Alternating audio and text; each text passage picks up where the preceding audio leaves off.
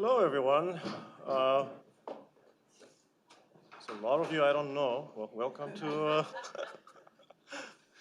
welcome to the Robert and Martha Ross lecture series. I'm going to give a little bit of a quick introduction of how this series started, and then I'm going to introduce Carolyn to you. So Robert Ross, who was basically, this lecture is named after, he received his bachelor's and master degrees at Middlebury, and then he went to Wisconsin where he did his PhD, and then he was a DuPont postdoc at Illinois. After that, he joined Roman Haas, the chemical company, and he rose through the ranks, and eventually he was the vice president of research over there. Well, you would think about, okay, this has nothing to do with Dartmouth. It actually has nothing to do with Dartmouth, except for the fact that his son actually was one of our majors over here, and he graduated in '71. And after graduating in '71, he went to Caltech, and eventually he was one of the founders of Genentech, and then he got into basically venture capitalism and biotechnology and whatnot.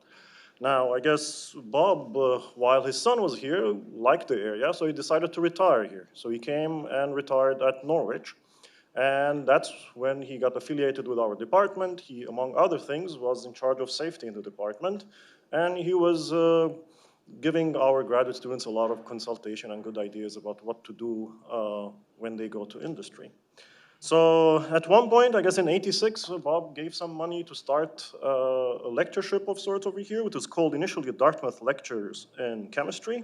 And eventually in 1998, he endowed some money for this and funds for this, and this became, as I said, the Robert and Martha W. Ross Lecture. And the idea was to bring in excellent scientists who combine biology and chemistry, which I think Carolyn does to a certain extent. And beyond that, anybody who works in the department knows that our NMR room is named after Bob Ross because his son eventually also endowed some basically funds to build the NMR Institute as well. So that's the story of the lectureship. But now to why we are all here. It's the lectures that Carolyn is going to be giving us. The first one is going to be today, and then there's another one tomorrow, which is going to be the departmental one. I'm going to give a little bit of a brief history, if you don't mind, Carolyn. So based on yesterday's tweet from the Nobel Prize, I guess, committee, Carolyn didn't really necessarily like chemistry when she was in high school. I hope that tweet is correct, but that's what it said. And then she grew up in Massachusetts. She joined Harvard. And in Harvard, I guess, she took some organic chemistry courses, and she realized that there's something interesting over here. And I guess she liked doing chemistry, and she spent a lot of time on organic chemistry. And while she was not doing that, she was part of a bunch of bands, and she was a keyboard player in one of these bands. And I guess the future vocalist of Rage Against the Machine was lucky enough to basically play in the same band with you and win a prize. I guess the Battle of the Bands or something of that sort, yes. So Carolyn has been, if you follow her on Twitter, and you should, she is an excellent mentor, and she basically does everything possible, as far as I can see, to promote her students. And this is nothing really new to her, because even as an undergrad, she was involved in promoting women in science, and she was involved in a lot of different programs. One of them was the Women in Science and Harvard Radcliffe, basically, program. She was actually, she's used to teach as an undergrad as well. She was an undergraduate teaching fellow. I hope some of our teaching fellows are here. And she actually won a prize for organic chemistry, basically teaching at Harvard. During that time, she was working with Grabowski, and her senior thesis was on photocaloric calorimeter, which I guess has nothing to do with what you do now. And among other things, I guess she also interned with Whitesides, which there's a connection in the department as well. I did a lot of reading about you yesterday. This is why I ask you, how long do you want this introduction? Anyway, eventually she she went to Berkeley and worked with Mark Bendarsky, and that's where I guess you started with carbohydrate chemistry. And I actually learned when I was reading her wiki page that Vendrarsky actually got some health issues at the end of your PhD, and you were left by yourself, fend yourself, and do your PhD by yourself. But again, so that's yet another basically feather on her cap. Carolyn is, I guess, she broke a lot of glass ceilings. So I guess this is how you do it, I guess. So then she moved on to San Francisco University of California in San Francisco with Steve Rosen, where she worked in the cell biology lab. And again, I guess that's increased her passion about carbohydrates. And she joined Berkeley in '96, and then in 2015, she joined Stanford. There's a long list of words that I can go over, which I'm not really going to go over, but mention that she's a member of the National Academy of Sciences, National Academy of Inventors. She is also in the medicine equivalent of that. I guess the wiki page is saying, and again, this is important, that she's the first woman to win the prestigious Lemelson-MIT Prize. And as you might have heard, recently she got this small prize called the Nobel Prize, right? On basically developing bioorthogonal chemistry, which she shared basically with the ones who developed the click chemistry. One of them happens to be Shropless, who is basically, again, one of our undergrads. So that basically wraps up my introduction. Thank you very much, Carolyn, for making it. This has been almost 4 or 5 years in the making, and we are very excited of having you here finally. Thank you. Thank you. Well done. All right, that was pretty epic. Thank you. And I think is this a laser pointer? Yes. So did it really take that long? I guess it did. And COVID was a big part of the problem. Okay, so it's not really me. We postponed this a couple times because live was preferred over entirely online. So I'm really delighted that we figured out how to do this now that we've become mostly in person again. And it's also great that you're live streaming this for people who can't make it or would prefer to watch this in a different location. So as the introduction would have suggested, I'm kind of a hybrid between an organic chemist and a cell biologist. And the earlier years of my independent career at Berkeley were focused on the development of this concept called bioorthogonal chemistry. And I am actually going to focus tomorrow's lecture on the whole backstory behind that and where that field has basically evolved over the last, it's been now 20 years. And instead, today, I'm mostly not going to talk about bioorthogonal chemistry with the exception of one slide. Instead, I'm going to talk about more recent work that we started a little bit at Berkeley, but has really been the focus of my lab at Stanford. So this is some newer work, and not all of it is even published yet. So I hope you enjoy this. So let me start with, first of all, a little bit of a poll across the audience, just so I can get a sense of who I'm speaking to. How many people here would classify themselves either as a chemist or a biologist? Oh, this is like a majority of people. All right. And how many people are a scientist but not a chemist or a biologist? You're like, me! That's great.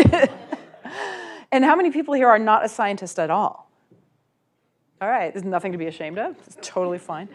All right, but this is a little bit of a science-heavy audience, I'm understanding. Okay, good to know. So as was mentioned, I have an interest in a class of biological molecules that people call sugars, sometimes carbohydrates. In a more technical setting, I might call them glycans. But they're one of the major classes of biological molecules whose functions in human biology are still rather mysterious. And I first realized how much knowledge was lacking in this field back when I was in graduate school.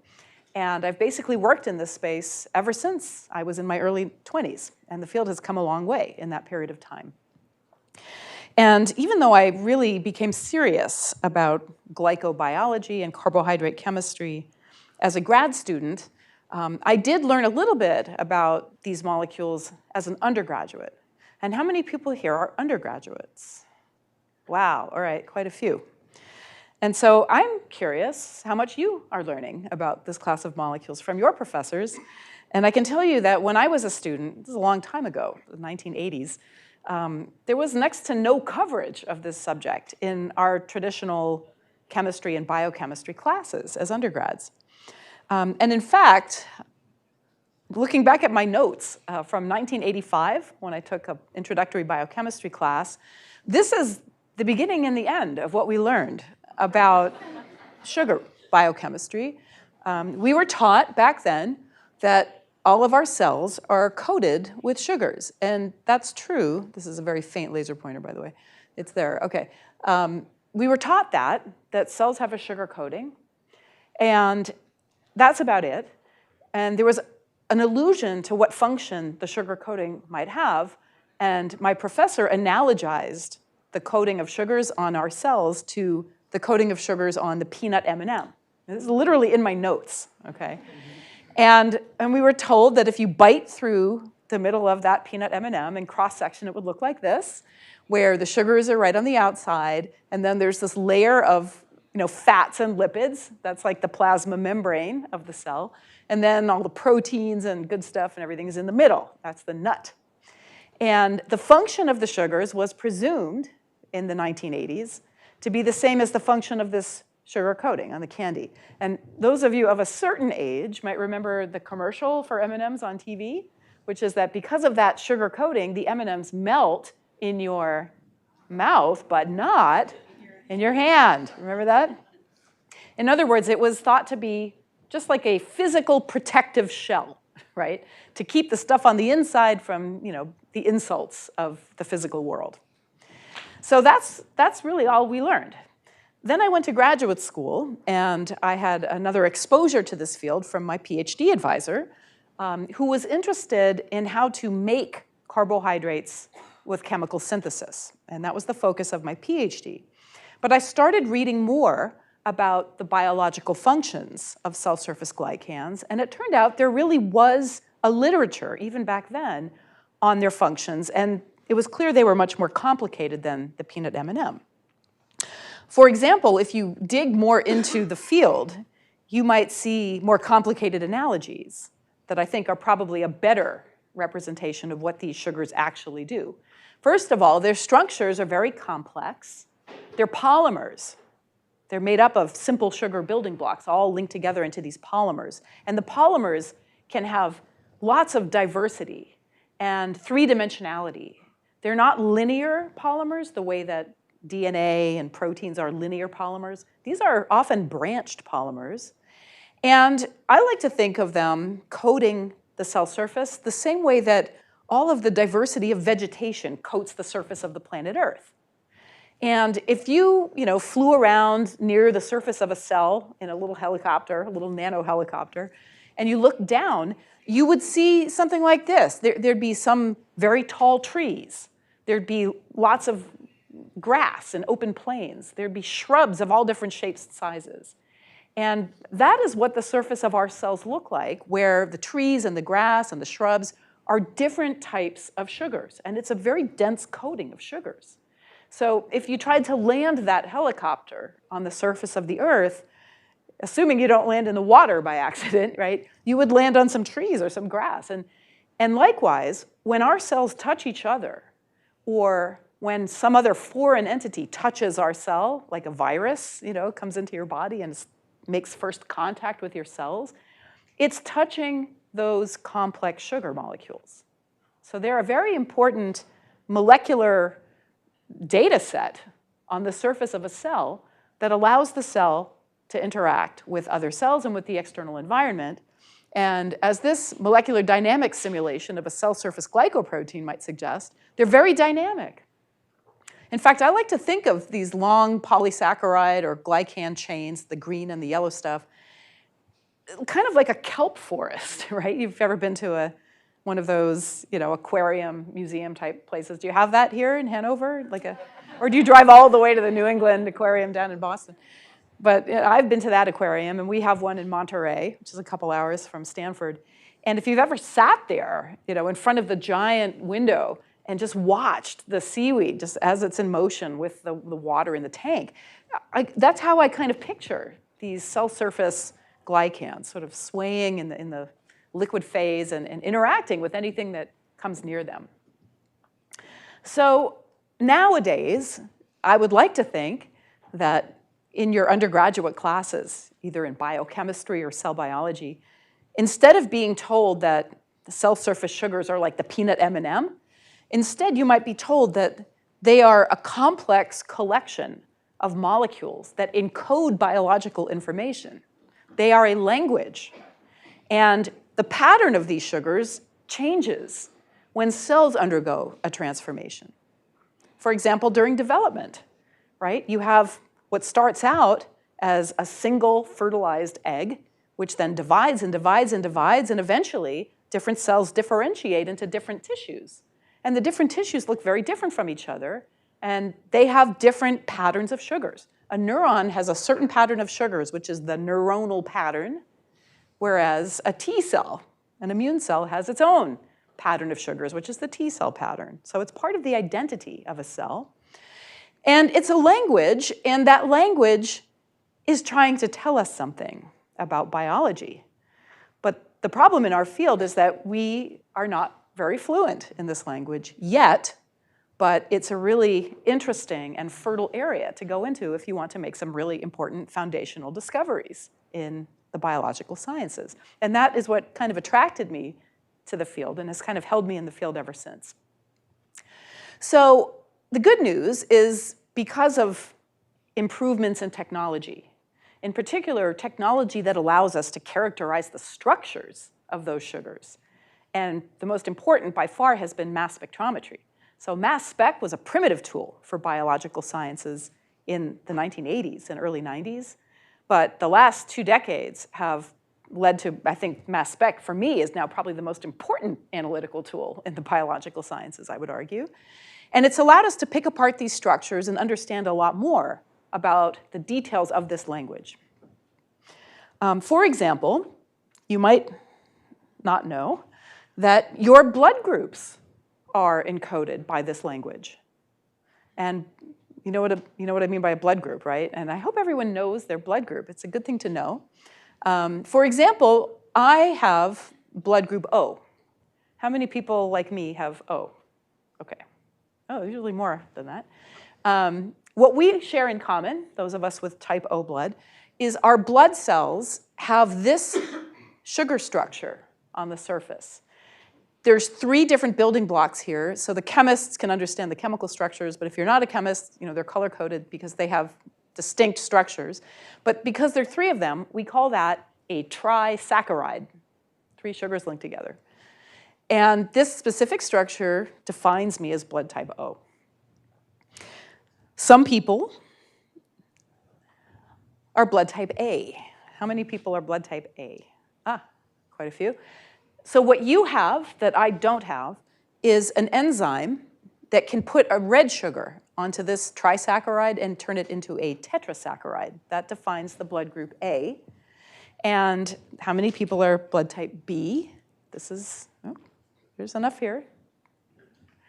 Blood type B people have a slightly different enzyme. So instead of putting the red sugar on, you folks put another green sugar on to make the B tetrasaccharide. And how many are AB? This is rare, okay. You have 50-50, right? So you got the gene encoding the red enzyme from one parent, the gene encoding the green enzyme from the other parent, and you've got kind of a 50-50 mix.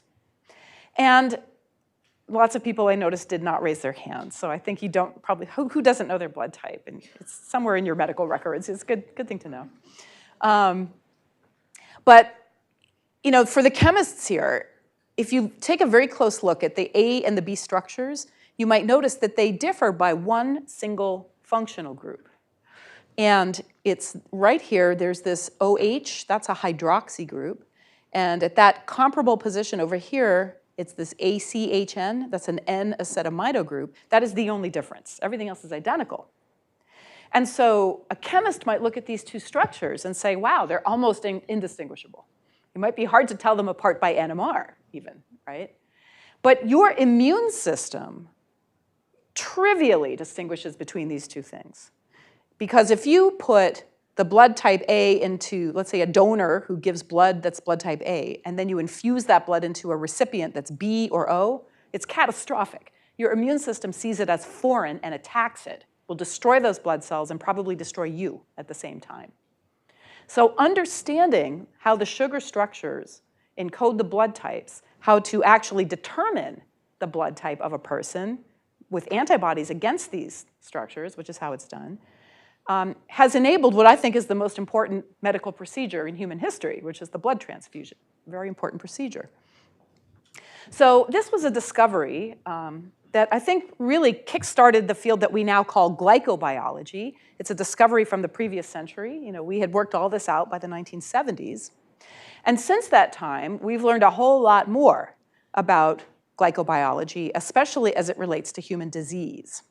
And this is where the subject of this talk comes in, which is we're going to talk about cancer. Because the formation of tumors and the changes that happen to cells when they go from being healthy cells to cancerous cells involves a lot of glycobiology. In fact, you can find literature dating back to the early 1960s, this is more than half a century ago, in which people noticed that the sugars had changed on tumors when you compare those sugars to what's in the surrounding healthy tissue environment. And one of the most prevalent changes that's been observed is an overproduction of complex carbohydrates that are terminated with a particular simple sugar building block that's called sialic acid.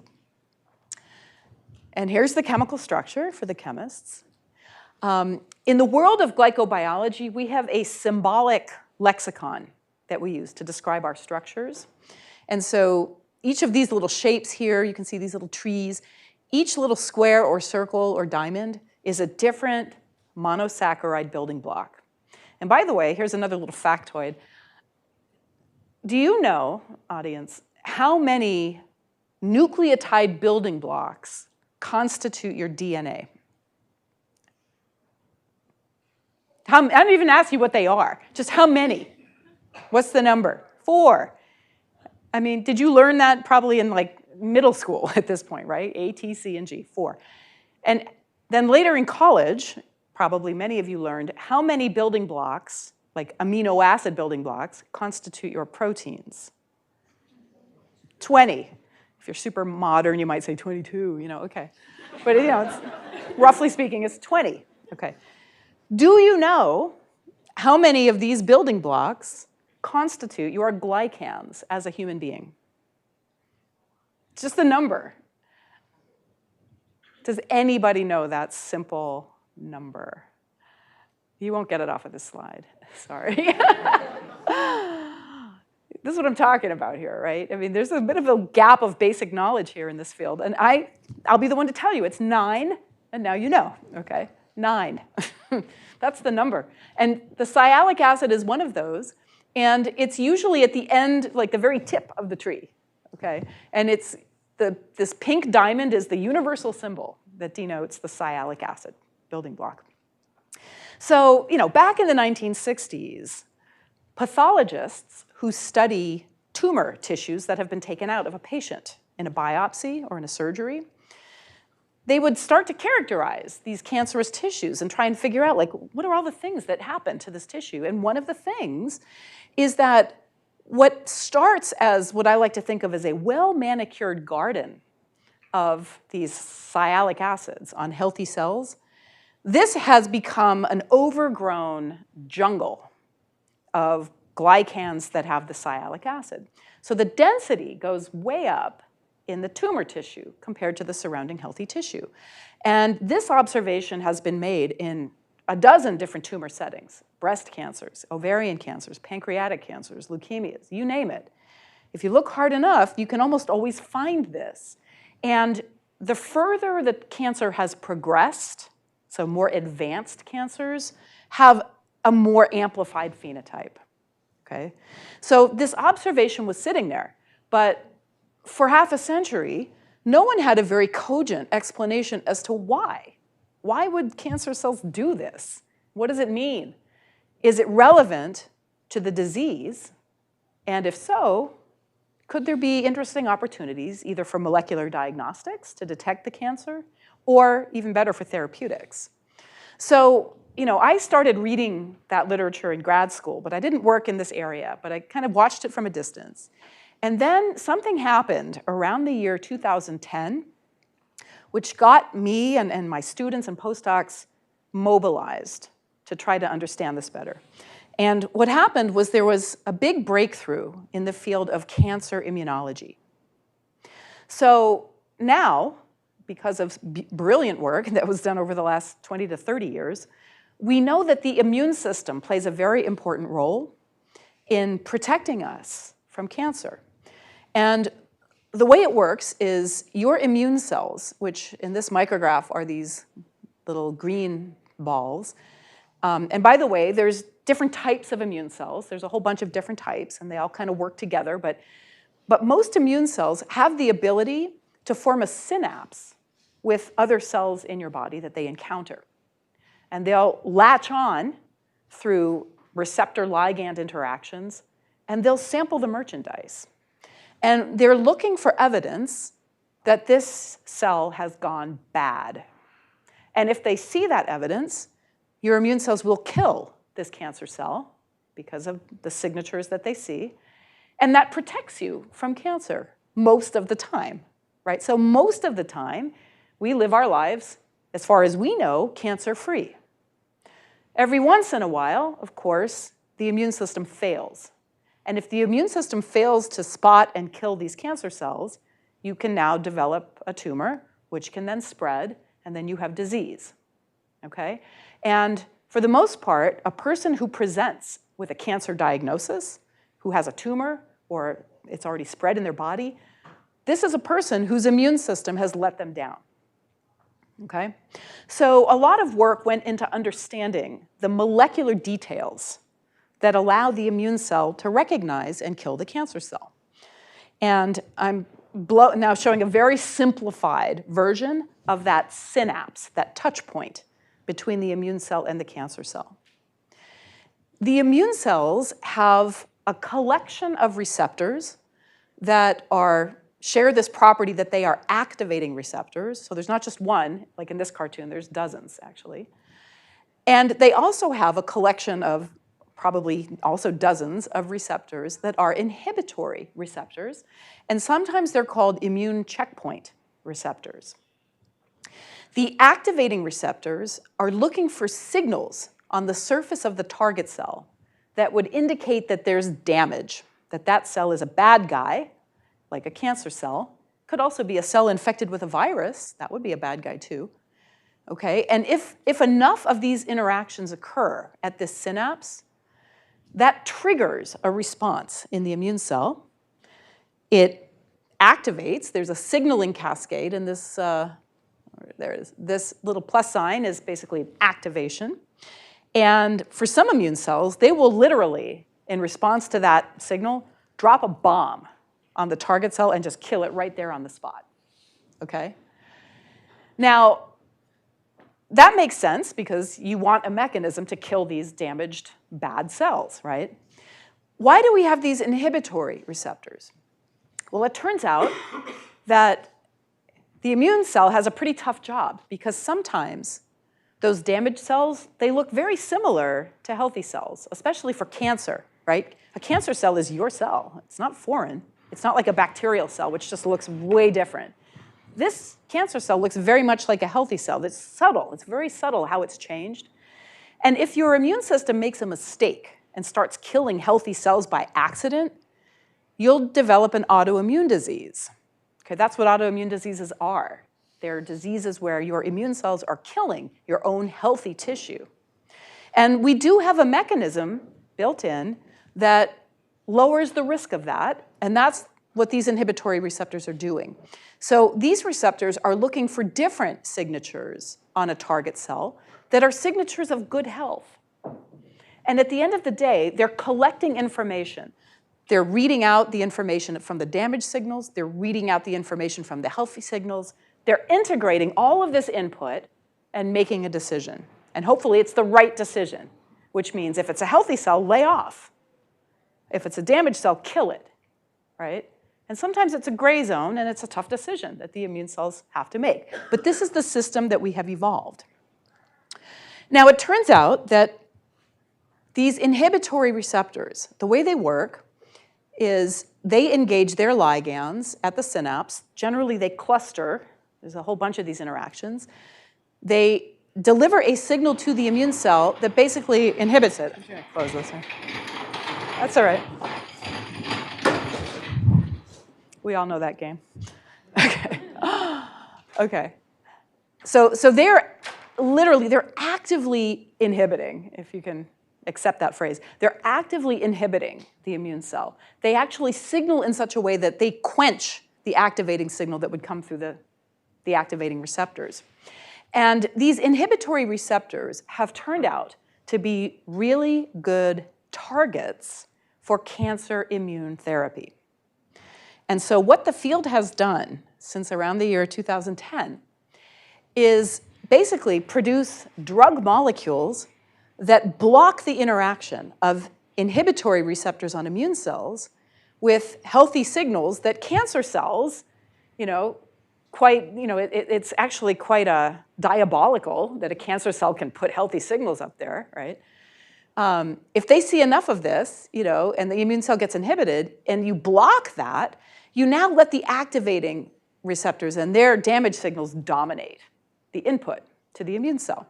So the first generation immune therapies that have really transformed the practice of oncology, what they do is block the interaction here.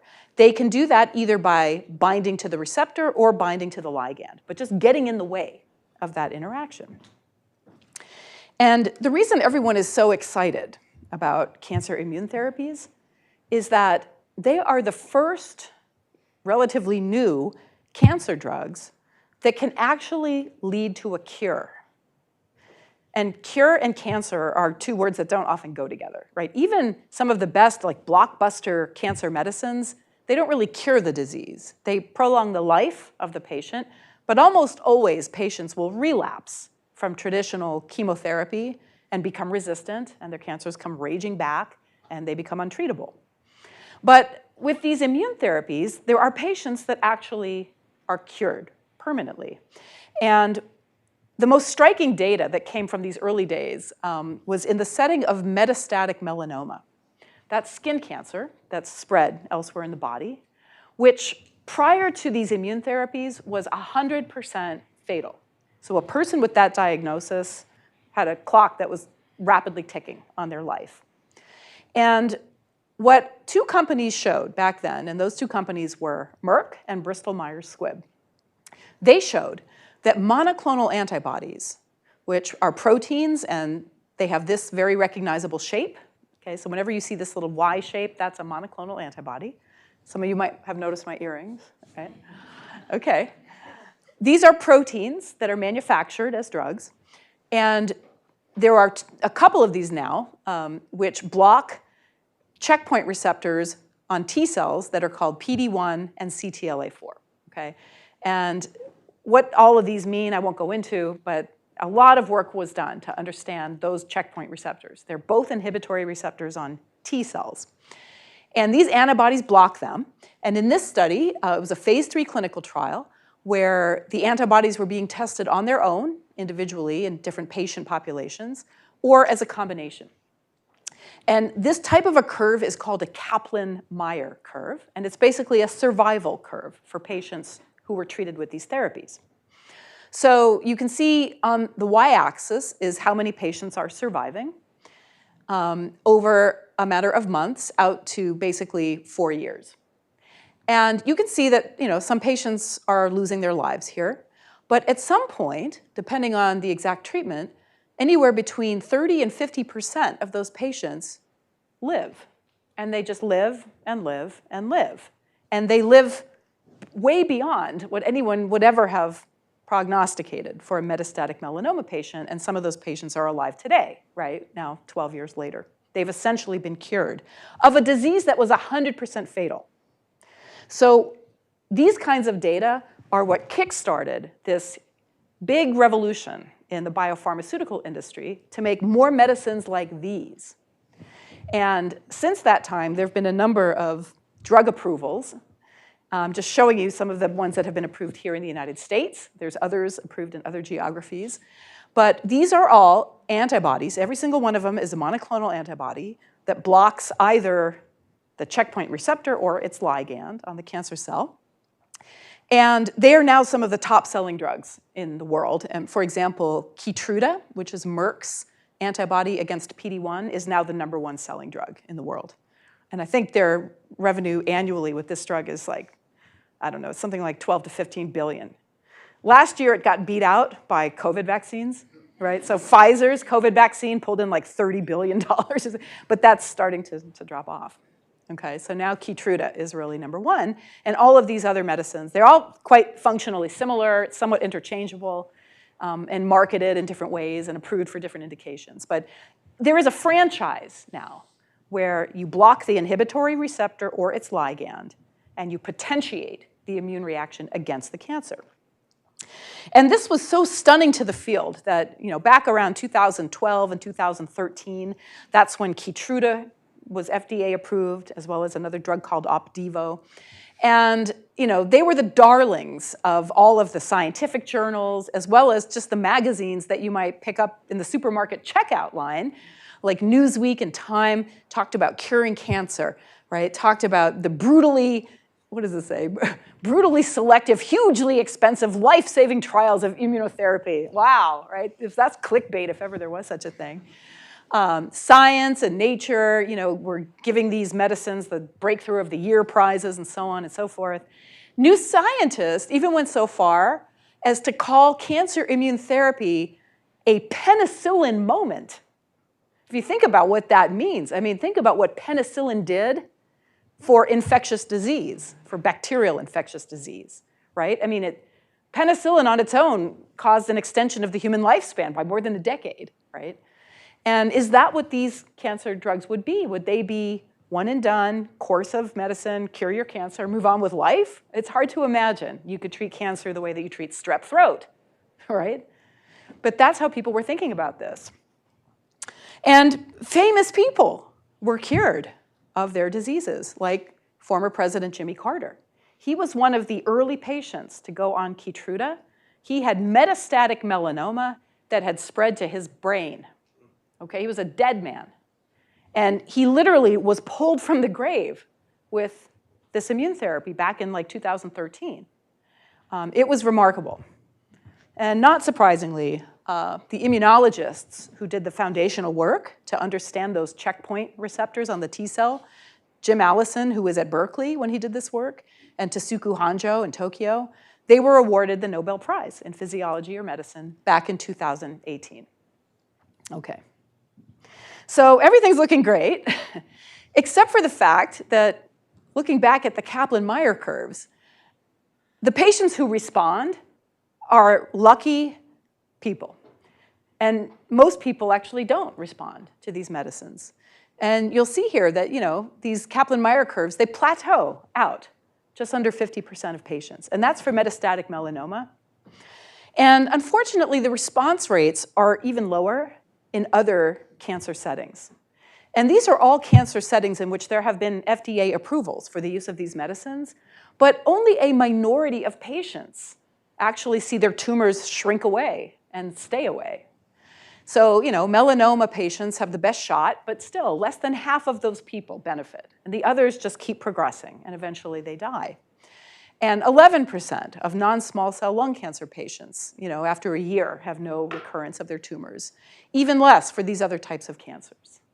So while the immune therapies are exciting and new and promising and life-saving for some people, for most people, they don't work.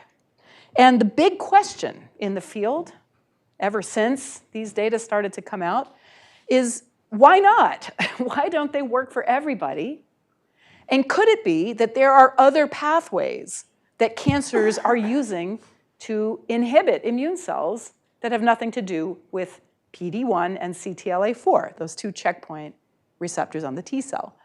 And if you could find other pathways that cancer cells are using to suppress immune cells and to inhibit them, maybe there are new drugs you could make to treat more patients or maybe combine those drugs with this first generation of checkpoint inhibitors to cover all the possible pathways.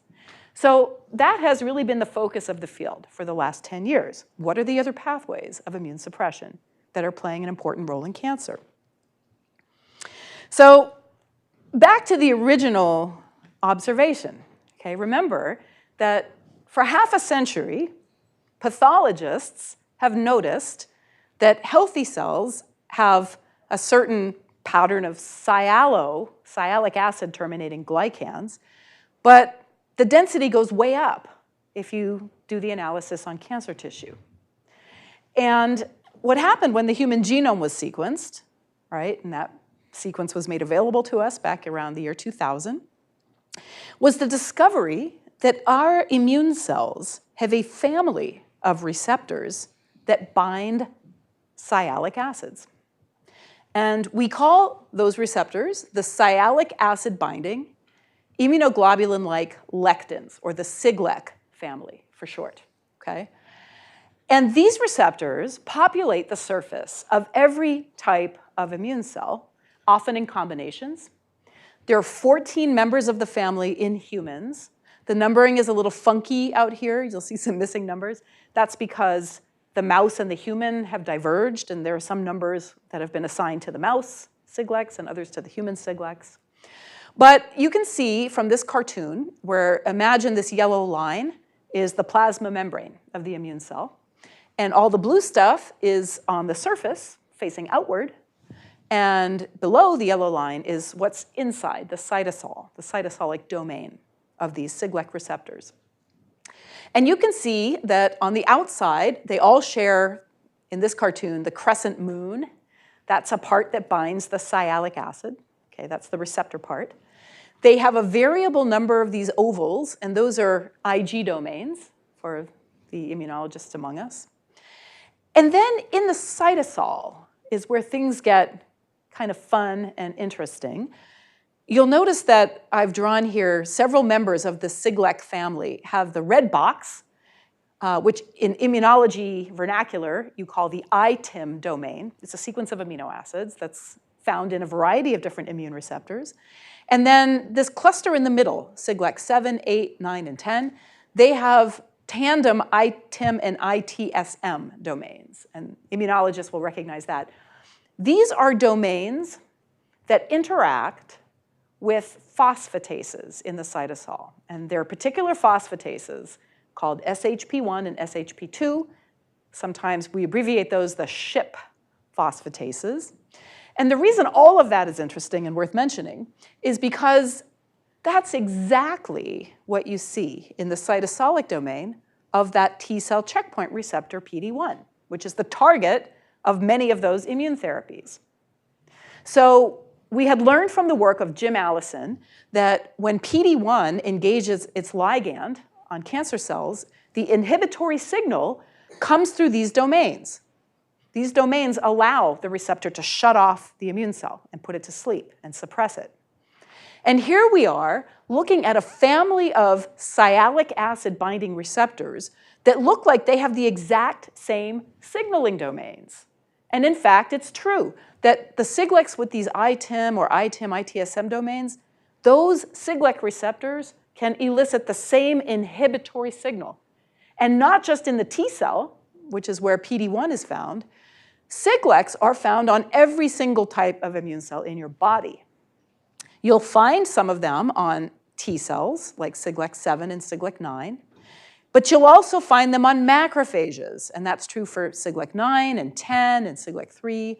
You find them on dendritic cells, on neutrophils, on natural killer cells.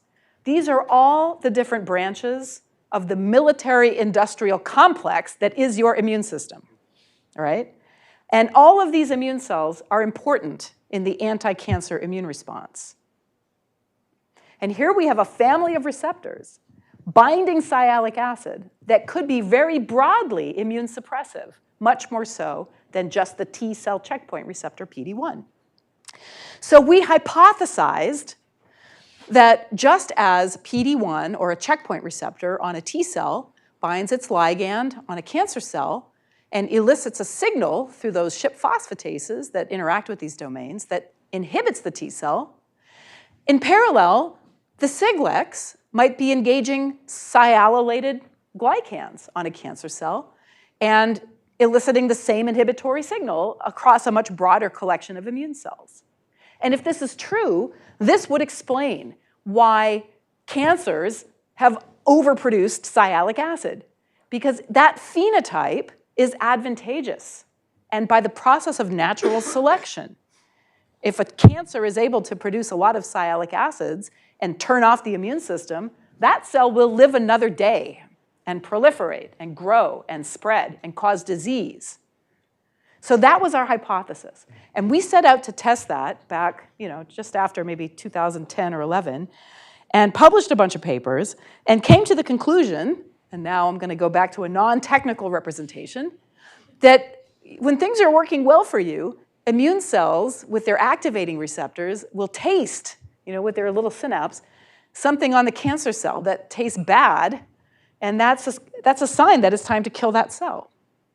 But if those sialic acids are there, and they can engage with a Siglec receptor on the immune cell, there's an inhibitory, hypnotic signal that's given to the immune cell. That cancer cell tastes a lot better now, right? And this is where I'm going to try to bring you back to the peanut M&M, right? Because I would like to argue that the reason that candy is there is because it tastes good, right? I mean, it's candy. And in a way, that's what these sialic acids are doing. They present the immune system with a signature that looks healthy and good and pleasant. And the immune cell will back off and leave it alone. It's almost like a Jedi mind trick, taking us back to the 1970s. Okay, so at this point, I got a phone call from some people at Stanford University. So I was still at Berkeley when we did all this work. And they presented with me the opportunity to move my lab to a place that has a medical school and a medical center and more of an infrastructure for translational science. And I took that opportunity and I moved my lab because we thought we had the opportunity to make new therapeutics. And the idea was to basically do sort of what was done for the T-cell checkpoint receptor inhibitors, those blockbuster drugs, which was to figure out how to prevent Siglecs from interacting with their sialic acid ligands on cancer cells. Now, interrupting that interaction, in a way, sounds like it would be straightforward, because you could imagine just doing exactly what Merck and BMS and Roche and Pfizer and every company has done, which is to make a monoclonal antibody that binds to the Siglec with a footprint that interferes with its ability to bind the sialic acid ligand. And we thought about that for a minute, but the problem is there isn't one Siglec. There's a whole family of Siglecs, and many immune cells have more than one. And for all we knew, and this book still hasn't really been written yet, for all we still know, maybe they have to work together in combinations, or maybe cancer cells can exploit many of them at the same time. We didn't really know.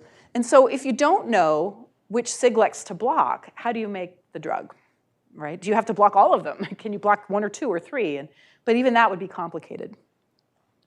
The one thing they all share in common, okay, again, since we don't know which one to block, instead of focusing on the Siglec, we focused on what they share in common, which is, regardless of the Siglec's identity, it requires sialic acid on its ligand. Okay, the sialic acid is a critical determinant, and there's been some structural biology now. So people have solved crystal structures of Siglecs engaging with their sialoglycan ligand. So we can see there's a hot spot in the Siglec where the sialic acid binds. And so we had the idea that if we went after the sialic acids on the cancer cell, then maybe we could kind of indirectly inhibit signaling from all of the Siglecs in a Siglec agnostic way. So that is where we started our drug development odyssey. And the concept was to make a medicine that basically functions like I call it a molecular lawnmower. Okay? It's a molecular machine of sorts. And so imagine if you made a drug that parked itself on the cancer cell and just turn on the motor, like, right, start it up, and off it goes, and it just mows the lawn, okay? Just cut those sialic acids off, deprive the cancer cell of its ability to interact with any Siglec, and render it now vulnerable to the immune system. That was the idea. So what molecular form, would such a lawnmower take? And the molecules we made are fusions of cancer-targeting monoclonal antibodies with enzymes called sialidases. So a sialidase is an enzyme that catalyzes the hydrolysis of the linkage that connects the sialic acid to the sugars that lie beneath it. And it's a well-known family of enzymes. Bacteria sometimes have them, and in fact, in our prototype molecule, we used a sialidase from Salmonella. It's a bacterial sialidase. The influenza virus has a famous sialidase. We call it a neuraminidase. It's the target of the flu drugs that you might take. And then we humans have sialidases too. We use them as part of catabolism. That's how we turn over our sialoglycans. So that's going to be the blade that cuts the grass. But we don't want to take the sialic acids off every cell because, of course, that might cause an autoimmune side effect. We just want to take them off the cancer cells.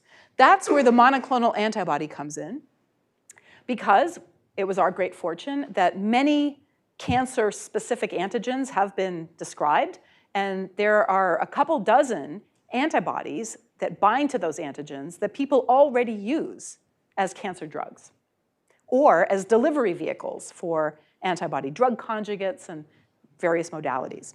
So we could avail ourselves of known cancer-specific antibodies and use them to do the parking of that blade on the cells we want to strip and hopefully keep the enzyme away from the cells we don't want to strip.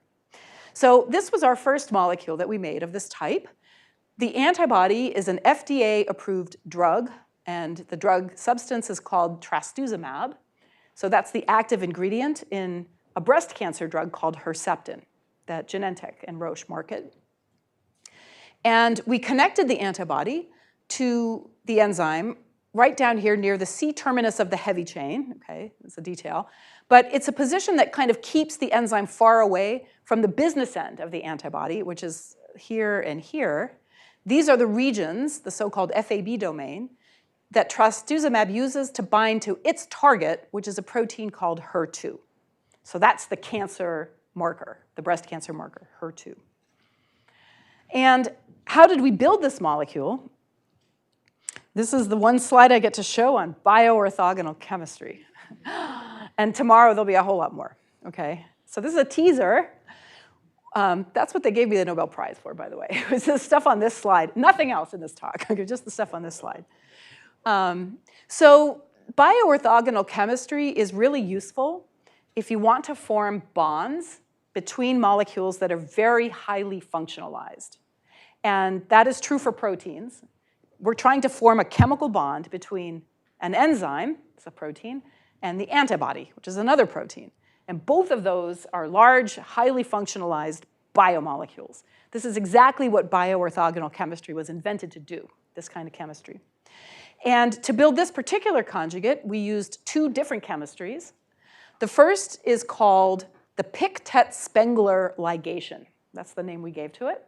It's an adaptation of a classic named reaction in organic chemistry, which is the Pictet-Spengler reaction. How many people had to memorize the Pictet-Spengler reaction in some class you took? Okay.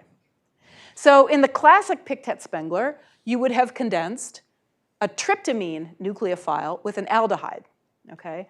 Our adaptation is this is a dimethylhydrazino indole, and when it condenses with this aldehyde, there's an intramolecular electrophilic aromatic substitution that forms a carbon-carbon bond with an aldehyde group. And we got that aldehyde into the antibody through a technology that we had invented in my lab, we called it the aldehyde tag method.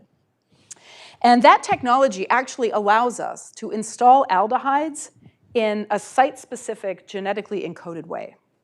And I won't go through the details because that's kind of older published work. But we can put an aldehyde wherever we want it in a protein and express that protein in recombinant protein. And then the aldehyde allows us to do this chemistry to make an adduct. You might notice that the molecule that we attached through the Pictet-Spengler ligation has an azide. N3 is an azide group. And that was quite purposeful because that azide is a substrate for the other bioorthogonal reaction that we used in this synthesis. And that reaction is the so-called copper-free click chemistry. So now I think my experience is that if biologists have heard of any chemical reaction, it's click chemistry, right? And maybe some of you even did it in your research. So azides will react with alkynes to form triazoles, very selective reaction. And the folks I shared the Nobel Prize with developed a click chemistry that uses a copper catalyst. And the reason this is copper-free here is because we're doing it without the copper catalyst. And as I'll talk about tomorrow, the key functional group here is this 8-membered ring with a triple bond in it. That is called a cyclooctine. And there's ring strain in a system like this because the triple bond doesn't like the bond angles. It's uncomfortable. And that makes this molecule reactive with azides so that we can basically click together the enzyme that we functionalized with this little spacer. And we got this spacer on the enzyme through some kind of old school cysteine conjugation chemistry. Okay? So now you've got 2 copies of the azide over here. You've got the cyclooctine, and that allows us to basically click 2 sialidases down here near the C-terminus of the heavy chain of trastuzumab. And that's how we made the molecule. So what does this molecule do? Well, we tested this antibody sialidase conjugate in a bunch of different animal tumor models. And here's an example of one such data set. This is an orthotopic syngeneic model of breast cancer in the mouse. And what all of that means is that this mouse has a fully intact immune system, okay? And we're basically growing mouse breast cancers in the mouse breast, right? So we take a cell line called the EMT6 mouse breast cancer cell line. We engineer it to express human HER2 to make it look like a human breast cancer in that regard. We graft it into the mammary fat pad, and then the tumors grow. And then at different time points, we'll inject through the tail vein different reagents. This is a model that has been published extensively on by Heinz Laubli, who is a physician scientist, oncologist at University Hospital in Basel. And his grad student, Michael Stanczak, had shown that this model is resistant to trastuzumab normally, as many patients are as well, by the way. So if you take this mouse and inject it either with saline solution as a control or with just the naked antibody, trastuzumab, which is an approved drug for breast cancer, you can see in this model there's just no benefit to these mice from the naked antibody. By contrast, if we inject these animals with trastuzumab that has a sialidase, or 2 sialidases attached to it at different doses here, you can see that now the tumors have a hard time engrafting. They don't really want to grow. And if you take them out and analyze them, they're infiltrated with immune cells. We call that a hot tumor, one that the immune cells can get into and start killing things. Whereas the tumors treated just with the naked antibody, those are cold tumors with no immune cells in them. So we potentiated the immune response against this breast cancer in this model. And we ran a bunch of other models too, and the data are all kind of similar. It suffices to say that we got excited enough about this to start the journey of making a human medicine based on this concept, based on this biology. And that was the motivation to form a company called Paleon Pharmaceuticals. And we at Paleon are located actually in Waltham, Massachusetts. And there's reasons for that, okay? But the short story is that one of my co-founders of this company is Paul Crocker, who's an immunologist from University of Dundee, which is in Scotland. And if you take Scotland over here and Palo Alto over there and ask what's in between the two, it's Boston, essentially. So this is halfway between us. And it's a great place for biotech also, as you know. And by the way, we're hiring people if you're graduating and looking for jobs. So the scientists at Palion did some really beautiful work to optimize the structure so that it would be a better human medicine candidate.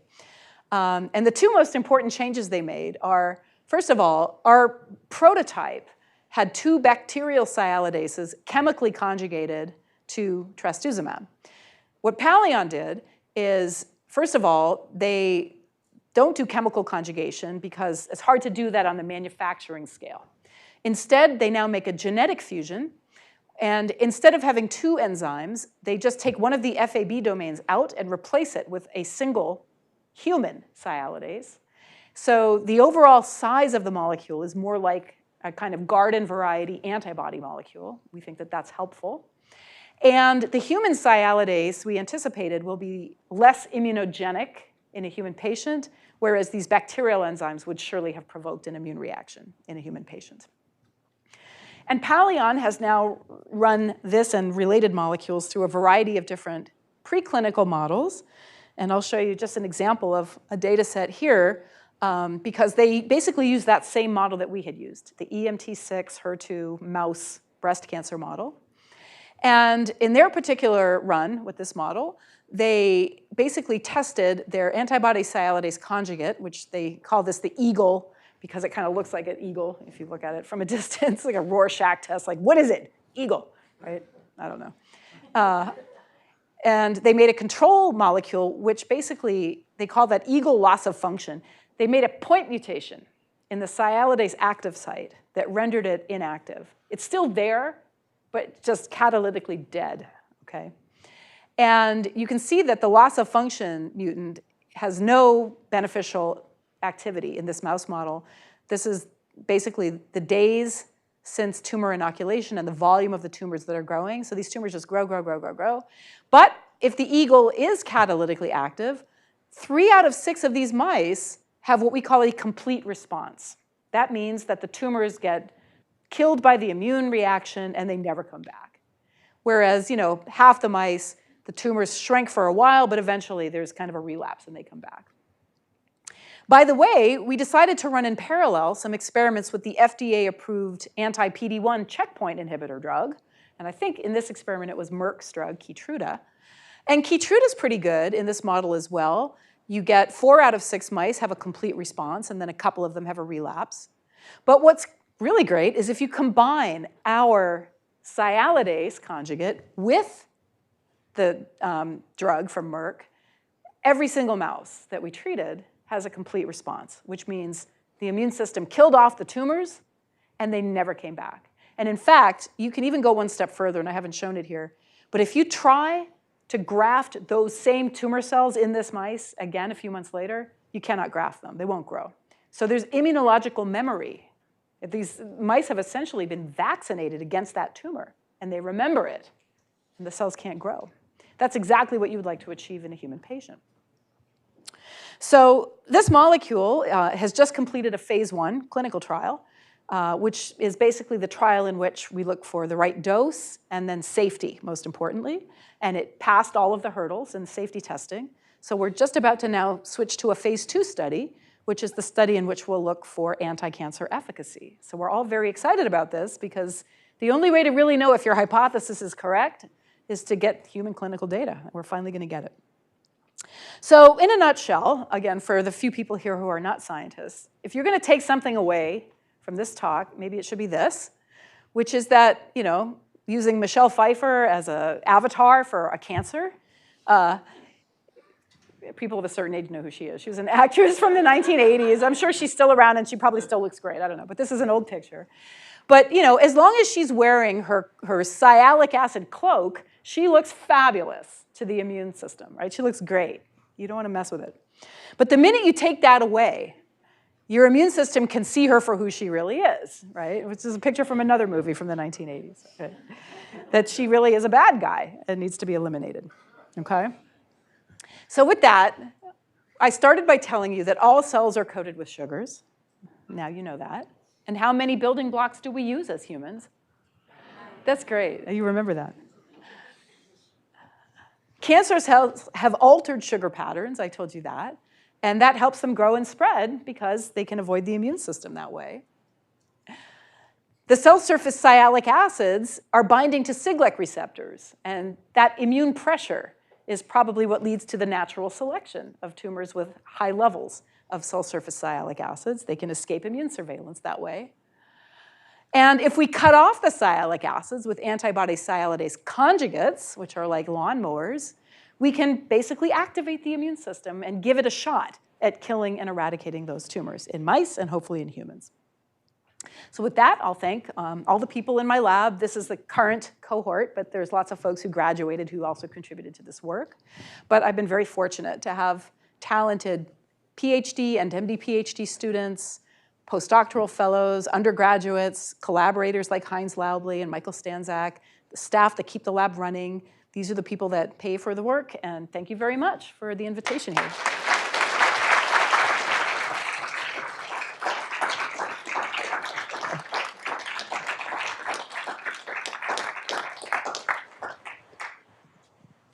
Questions? And we're going to have to use the microphone for the live feed. Okay. Very nice talk. I have two questions. So one is, does the Warburg effect actually contribute to the sialic glycogen? Yeah, so the question is, what's the relationship between the Warburg effect and the hypersialic acid phenotype? So the Warburg effect is basically the observation that cancers often switch their metabolism to one that uses a lot of glucose. And they get energy from the glucose through glycolysis, the Krebs cycle, and oxidative phosphorylation. And a lot of cancers are addicted to glucose because they need it for an energy source. And so because glucose is a sugar and it goes into a metabolic process, you might wonder whether that metabolism could somehow lead to changes in sialic acid expression.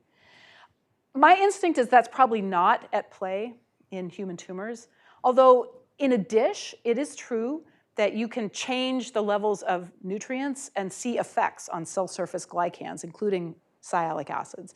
But that has to go through the hexosamine pathway.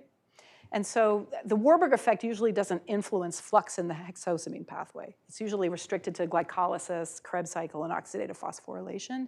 So I'm going to guess no, but it's not like people have done a deep dive on that, and it might be worth looking at. And my second question is, so since this silicase is working so great, right? So have you considered putting into a CAR-T version of the this? Just put it to the yeah. So the question is, could a sialidase also potentiate the reactivity of CAR-T cells against tumor cells? And for people who don't know what that is, so this is a really exciting newfangled cell therapy for which there's been a handful of them already approved by the FDA, and it's kind of a hot area. And what people do is they'll take T cells out of a patient, and then in a dish, they'll engineer them genetically to have what's called a chimeric antigen receptor. That's the CAR, the CAR, a chimeric antigen receptor T cell. And basically, they're engineering those cells to express something that kind of looks like an antibody against a tumor antigen, like HER2. And so the idea is now those T cells have been programmed to be like guided missiles, and if you put them back into the same patient, they'll find the tumor because of this engineered receptor and kill it. And yes, if you sialidase treat tumor targets, you render them more easily killed by CAR-Ts. That's been shown. Not only that, there's another dimension that I didn't go into. Those Siglec receptors on immune cells, not only do they bind sialic acids on the cancer, they can also bind sialic acids on the same immune cell. Those are what we call cis ligands, as opposed to trans ligands. And if an immune cell has a lot of sialic acids, it'll cluster its own Siglecs into little bunches, and that causes inhibitory signaling without any engagement of a cancer cell. So immune cells can be suppressed all by themselves, and they use this as a mechanism to regulate their activity. So if you take the sialic acids off of a CAR-T cell, this has been done, you basically strip it from the cis ligands, and that alone makes it more reactive. And that's been shown. So I know of at least one company that's trying to engineer a sialidase into a CAR-T to activate the T cell as opposed to the tumor target. And people are doing things like genetically knocking out enzymes in sialic acid biosynthesis in the CAR-T cell and things like that. So there's a whole there, I think you're going to see. And not just the T cell. There's all CAR-NK cells, CAR macrophages too, yeah. So I was curious about the eagle treatment and the 3 mice that had their tumors return. Yeah. Are those tumors now reduced in their sialic acid and they found another way to survive? Oops. Or is it that they still retain sialic acid on the surface? Yeah, I have to think. This is Palion's data, and they have done some pathology on the tumors. My recollection is that it's not like there's a failure of PD. I think the tumors are getting legitimately desialylated, but for whatever reason here, and it might just be the microenvironment of the tumors are slightly different. Maybe they're not as vascularized, you know what I mean? So they're not getting as much exposure to these reagents. It's hard to know. It's hard to know. It's just a statistical observation. And there's always noise in these data. Yeah, so I don't have a good answer. But the fact that you can get all of them by the combination suggests that you're right on some threshold, Thank you.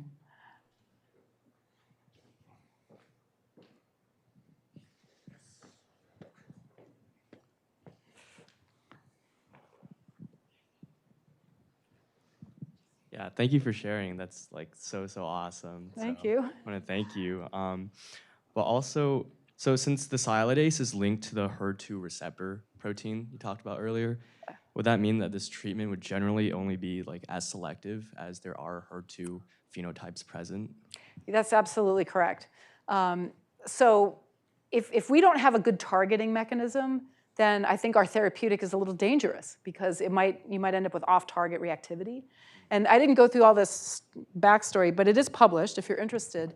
The sialidase that we used, and also the one that Palion is using, we did a lot of engineering on these enzymes to basically detune them, to make them less active than they naturally are. And we made some mutations that would increase their ChEM values. And what that means in enzyme speak is we made it so that these enzymes don't bind well to their substrates at all. And so that means that if they just collide with a sialic acid, the chances of them binding it and cutting it are very low. But if you park them in close proximity to sialic acids because they're on the same cell surface now, you're shoving sialic acids in their face, and now they'll cut them, right? So we compensate for the mutations deficit with the proximity effect that the antibody provides. So basically, if we don't have an antibody to park them, they're dead. So we have to have a good antibody. And surely a mechanism of resistance against our drug would be to downregulate the antigen that we're targeting. And I expect that we'll see that in the clinic.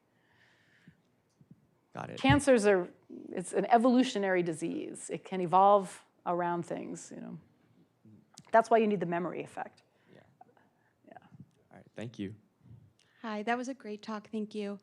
I'm curious if you see Where are you? Voice, oh, okay. Sorry. I'm curious if you see this therapy being amenable to like precision medicine, like if you foresee taking a biopsy and maybe phenotyping the cell surface markers and treating with like multi. That's a great idea. And yes, there's a couple of ways that we're thinking about that.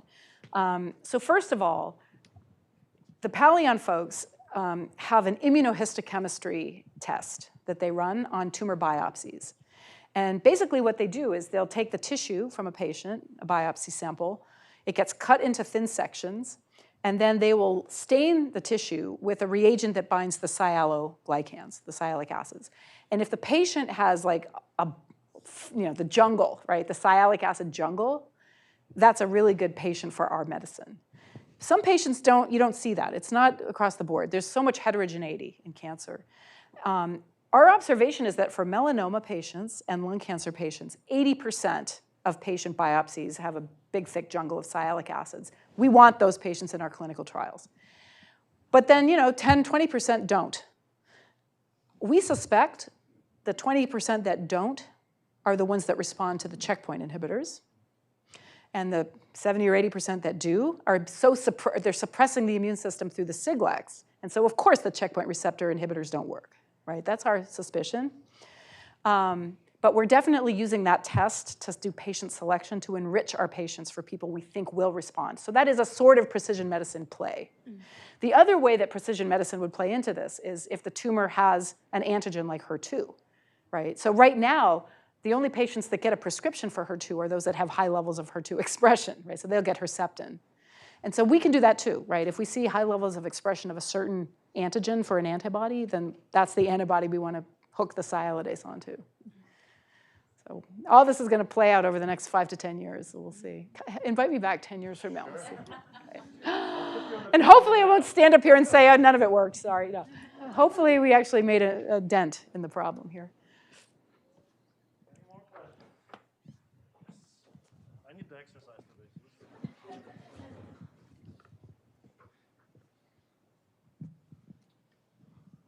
Thanks so much. That was a wonderful talk. I was wondering if any of the strategies you developed to attack cancer could also be used to detect cancers, especially ones that are hard to detect, like ovarian cancer or pancreatic cancer?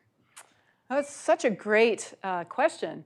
You know, the funny thing is, in the early days of my lab, before all of this stuff happened, so take, you know, dial the clock back to like 1996. And I'm going to talk about this tomorrow. We had this idea that we could use the sialic acid jungle phenomenon as a means of molecular imaging to detect the cancers, because we would be able to image the sialic acids, okay? And that's why we developed bioorthogonal chemistry originally, was as a tool for imaging sialic acids, believe it or not. And again, I'll tell the whole story tomorrow. But then as time went on and more was learned about the tumor phenotype, and in fact, there was one paper in particular that kind of blew the whole thing open, because what we learned is that this jungle phenotype is not an early phenotype. It evolves with time. So it's later tumors that have this elevated sialic acids. Very, very early tumors don't need it. You know, they haven't evolved yet around the immune surveillance pressure. So if you have a diagnostic tool that's not good for early detection, it's just not as interesting to people, nor became less interesting to us. And when we started to understand the immunology here and the Siglecs and so on, we started to realize that the sialic acids were actually exciting therapeutic targets, not so much diagnostic targets. So that was the thinking there. Having said that, I have another company called Interven, which is doing serum glycoproteomics. And we did find, it's not a sialic acid thing, we found a different type of serum glycosignature that correlates very strongly with the stages of ovarian cancer. And we have a clinical trial right now underway on clinicaltrials.gov called the VOCAL trial, where we've shown that we can actually, first of all, diagnose ovarian cancer much more effectively. It's, like you said, very hard to diagnose. It's misdiagnosed often, and it's missed entirely because the symptoms are so nonspecific, you know. And this test actually can probably give the doctor a much better take on whether, for example, it's worth it to do a surgical biopsy on a patient who otherwise just has these like abdominal discomfort, you know. So there's something there, but it's not really in this space, I think.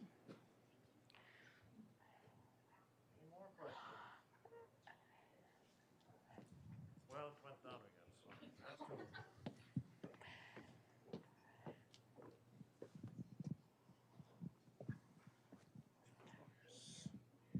Hi, so my question is, so the hope is to maybe do this kind of treatment in something other than, like a different type of cancer, right? So something other than the HER2. So one, you would need a landing pad that's going to be specific to the type of cancer, but two, you need something that's expressed at a high enough amount on the cell surface, kind of branch out and cut off enough of those sialic acids to kind of have this response. Is this a concern that you have in translating this to other types of treatments, or is it something that you're thinking about? It is definitely a boundary condition, right? We need a good targeting element. The good news is that there's so many antibodies out there that are FDA-approved cancer drugs that we can surf that wave for a while, I think, you know, at Palion, and hopefully make a bunch of different drugs with the same platform. What's interesting, and this was not what we expected. So early on, I was drawing cartoons where I would show, you know, this molecule, the sialidase conjugate. I can't even see it. I don't know how that. That we would make these, and my thinking was that.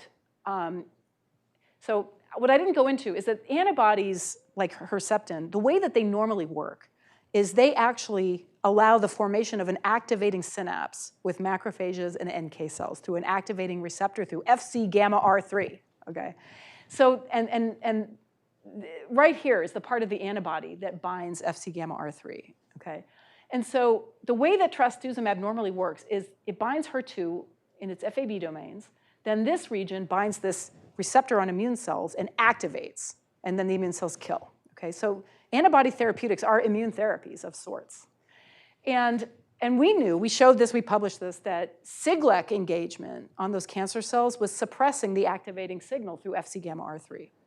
So we thought if you put a sialidase on the antibody, you'll take away the sialic acids just from the synapse. And you wouldn't need to strip the whole cell. Just get them out of the synapse so that when the two cells connect, you don't have Siglecs recruited to the synapse. But then what we found in the lab was that when this thing binds to HER2, it's so mobile that it's just catalytically weed-whacking the entire cell surface. The entire cell gets stripped of its sialic acids in half an hour. So because it's a catalyst, you can have there's literally 10 million or more copies of sialic acid on these cancer cells. There's a ton of it.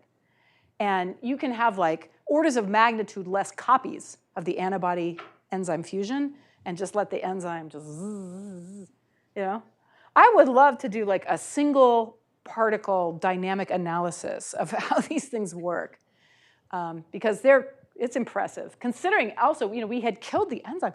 We had made the enzyme so inactive that if you just took the free enzyme and dumped it in cell culture, nothing happened. No sialic acid was lost from any cell. But then you park it, and you have this effective molarity boost, and boom, total annihilation. Yeah, that was pleasant, bit of a pleasant surprise. Thank you. Okay, yes, that's close by. Behind you. Thanks so much. I wanted to ask, it's kind of surprising to me how only sialic acid can determine this immune evasion phenotype, because like this idea of sugars being involved in immunomodulation, it's very old, like people knew it, but it was very striking for me to discover that it's only one saccharide, monosaccharide. That's an oversimplification. Yeah. So we could talk a lot more about the granularity there, but. Okay. So it's actually like more complex than just one sialic acid. In fact, what we're learning now, and this is sort of in real time, but the Siglec receptors, again, there's 14 of them in human, they are not redundant. They have their own discrete preferred ligands, okay? All of their ligands have a sialic acid residue as a component. Some of them have two that they recognize within a structure. But what lies beneath the sialic acid is different for the preferred ligands of different Siglec family members. And we know this because we started deorphanizing them using CRISPR screens, and the hits we would get with one Siglec were totally different from the hits we would get with another Siglec, except for the sialic acid pathway. It was always common, right? And in fact, we figured out the actual biological ligands that Siglecs 7 interacts with on cancer cells, and they're very specific mucin glycoproteins, and they don't bind other Siglecs with high enough affinity to detect it anyways. They just bind Siglec 7. And on a leukemia cell type that we study that has this mucin, it's called CD43, okay? CD43 on that cell is carrying maybe 1% to 2% of the total cell surface sialic acids. There's all these other molecules there that have have sialic acids. And a minority of them are on this one glycoprotein. But if you knock out CD43, you lose Siglec 7 binding entirely. So even though there's all these other sialic acids there, the only ones that matter for Siglec 7 are the ones on CD43. Meanwhile, Siglec 9 comes along, and it will bind to that same leukemia cell, but not to CD43. It binds CD44, which has different sialoglycans on it. And so they have their preferred macromolecular ligands that are glycoproteins and glycolipids, and two of them, like glycoRNA. It's a whole nother story, okay? And the sialic acid is required for all of them. There's a hot spot, but then there's more to it than that. So it's a complicated story. But if you blow off sialic acids, that's the nuclear option, and you just take them all out, right? Thank you. Let's thank Carolyn again. Thank you. Those are great questions.